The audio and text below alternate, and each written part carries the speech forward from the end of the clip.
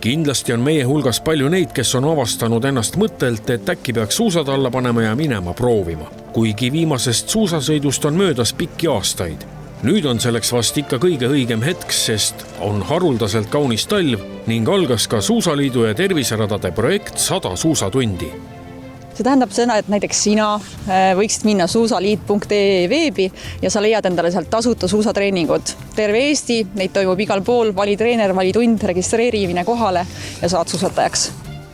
Kas siis ka saab, kui sa ei ole kunagi suusatamisega kokku puutunud ja võib-olla sul isegi suuski ei ole? Mul on hea meel öelda, et sinna just sellised inimesed ongi oodatud, et me oleme õpetajatele nendele julgustuseks.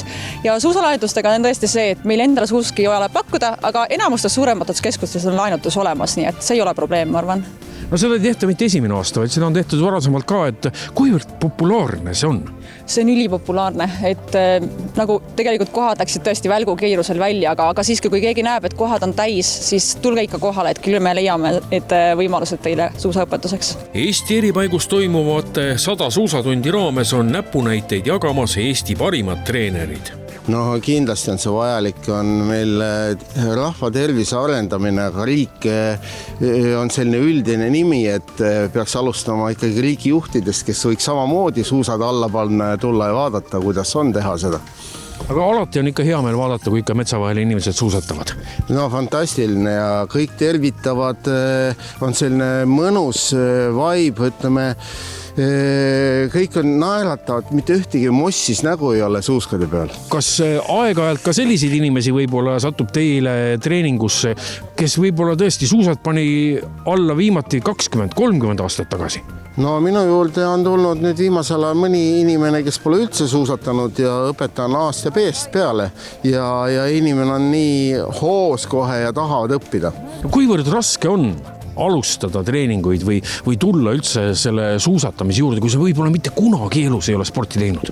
No nagu ikka kõige raskem on siis tulla toast välja, et kui sind ootab juba selle suusaõpetaja, aitab ta sul omandada sobilikud oskused, et ütleksin, et nagu ikka, esimene samm on kõige keerulisem. Tule suuskadele ja siis juba kõik juhtub. No, ma arvan, et see on väga tore minusuguste inimeste jaoks näiteks, kes on sõitnud varem ainult klassikat, nüüd tahaks uisustiili õppida, et siis see on väga hea variant minna ja saada kohe õiged liigutused endale sisse. Ja seda enam, et võimalik on ka ju enamustes kohtades rentida suuski, et kui võib-olla endal suuski ei ole, et siis koha pealt ikka leiab. Jaa, mina olen täna näiteks renditud saabastega, et suusad jõudsin osta, aga saapaid veel ei ole. See on väga hea ettevõtmine minu meelest. Et kuna ma olen kuulnud, et sellel aastal on terviseradadel üldse 100 suusarada üle Eesti, praegu on võib-olla rohkem isegi, et ja siis 100 suusarada, 100 tundi, aga miks mitte proovida, eks ole ju, et sest et see on vaimule ja kehale kõige parem veeta lumises metsas aega. Võib öelda, et see suusatamine on ka selline sotsiaalne tegevus, kus sa ikkagi sõpradega lähed metsa?